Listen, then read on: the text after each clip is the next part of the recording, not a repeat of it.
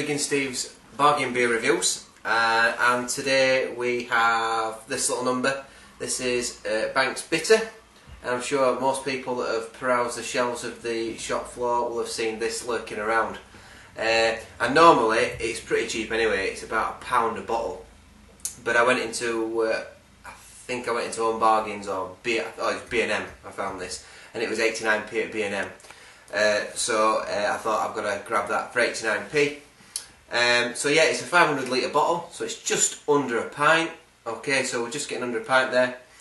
And what's it say on the front? Basically, Banks Bitter have got a very traditional sort of artwork to it. We've got a lion on there with an axe in his hand, with the Banks writing, very traditional again. Established in 1875, so it's been going a little bit, and it was being brewed in Wolverhampton, so just in sort of everybody in the Black Country there. Got a nice little cap on it as well, so we've got a little cap on there, which is really good. So a little bit of artwork. I'm not going to read the back yet because I like to try it before I read it to see if I'm anywhere near what it says.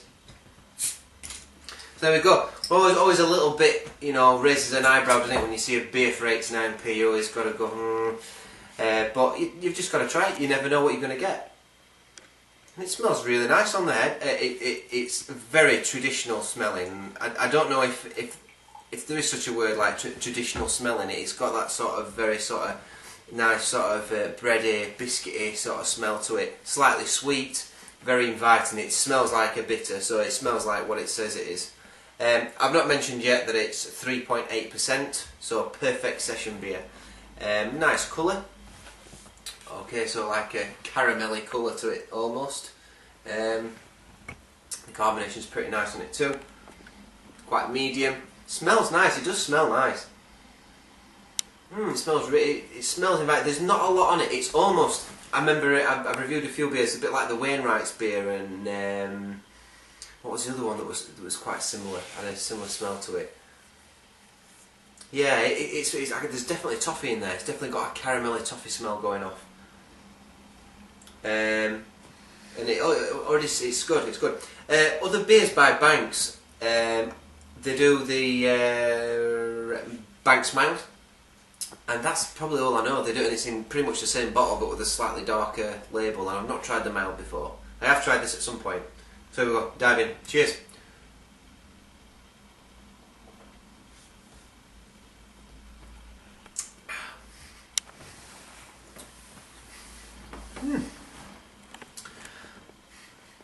That's nice.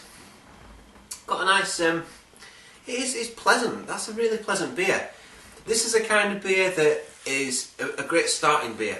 You know, if you're gonna, maybe on a, I don't know, after work, and you just want to open a beer up, and you don't want to get drunk. You just want the taste of beer in your mouth, and this is a perfect beer. It's incredibly well balanced. There's not a lot going off, really.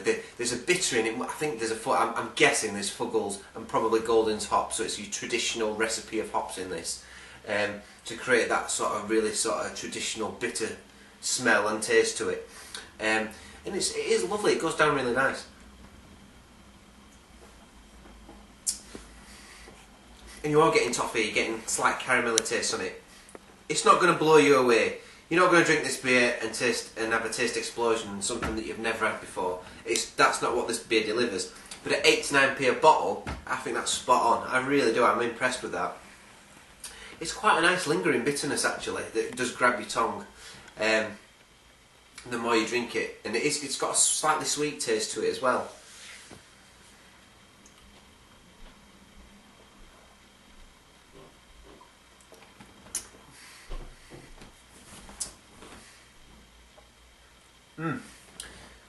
I would say a very, very slight citrus note to it. Very, very slight. Not hardly there at all, but there is a slight bit there. And now that's dissipated a little bit. I am getting a little bit of a metallic-y smell from it, which you generally do from a lot of mass-produced beers. But generally it's pretty nice. It's a nice beer that, and you can see the head's disappeared almost completely there. But I like that. And I think for the price, I think it's spot on. let's read a little bit about it. Let's see if I'm near what I was guessing earlier. So, excuse me. Then again. Deep in gold colour, Banks Bitter is the outstanding example of a classic English ale. I wouldn't say it's outstanding, but it's very good. A bitter that resonates with a tangy and refreshing flavours that only Fuggles and Goldings, the classic twin masterpiece of the English hops growers' art, can deliver. Yeah, so well done, Banks, for telling us what hops you're using in there. Thumbs up to that. It's nice to see what hops we've got in his beers. Yeah, so there we go. It was Goldings and Fuggles. Because they are the combination of this sort of like traditional bitter taste we have in his beers. And yeah, that's good.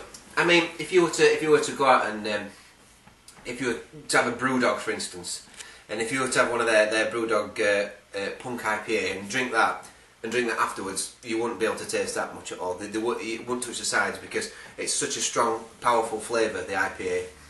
That wouldn't. You'd have this afterwards and you think, can't taste it. So you would. It is a beer really you'd have to drink first to appreciate. But there is flavour there. It has got a little bit of a mass-produced taste to it. But overall, if I'm going to put scores on the board, I would give this a 7.5 out of 10. Simply because of the price is so low, and the overall package is good. They're telling us what hops they're using in it. It says it's award-winning. We don't know what awards because it's not telling us any awards on there whatsoever. We can just hazard a guess that one of their beers won an award at some point. I don't think it was this one, but it might have been.